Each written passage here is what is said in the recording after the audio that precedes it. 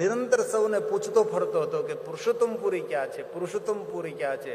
તો કે આ નગરને પુરુષોત્તમપુરી કહે છે ને આ નગરને પુરુષોત્તમપુરી કહે છે. આવ્યા પછી ખબર પડી કે દુર્વાસા મુનિ તપસ્થલી અને પુરુષોત્તમપુરી જો કોઈને કહેવાતી હોય તો આપણું પિંડારક તીર્થ છે. તેથી આ તીર્થ પુણ્ય આપનારું છે, આપણા સૌનો ઉદ્ધાર કરનારું છે. તો પિંડારકનું મૂળ નામ છે દેવપુરી, પુરુષોત્તમપુરી, જે કૃષ્ણ દ્વારકાથી પણ પ્રાચીન, આપણી ભગવાન દ્વારકાધીશની નગરી તેનાથી પણ પ્રાચીન.